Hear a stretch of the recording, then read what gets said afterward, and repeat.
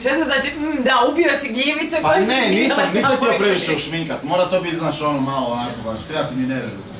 Kad je kriza, onda čovjek nije izbirljiv, onda mogu i gljivice. Naime, u Travnom i u Srpskom skoro mjesec dana neće biti tople vode. I Zdravka je odlučila riskirati. Došla je Mača! lipotica jedna sa žutim šugamanom ovdje. Pa toliko je garava, dobro jutro. Dobro jutro, tu sam. Ali možemo pravi da nisam. Ne znamo čime toliko vode da isperemo tvoju boju. Či je bila na moru već, šta?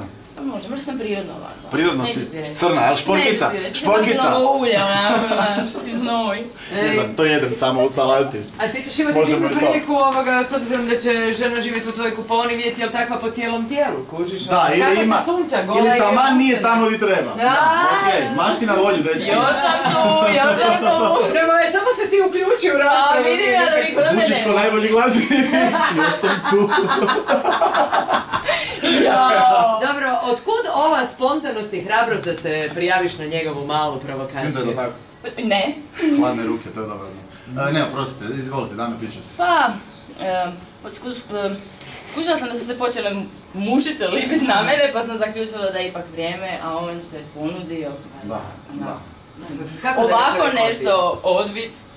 Ovako nešto, ne ovako nego ovako nešto odbit. Zlatni dečko u zlatnim patikama. I ti sa žutim beretom šugamanom.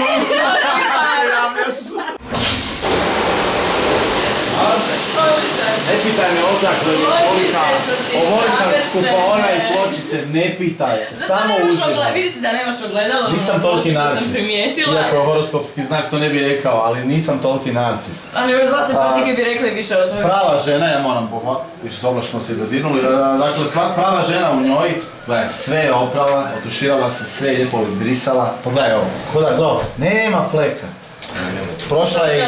Prošla je ispit naše nove akcije ženitba i udaja koja kreće uskoro.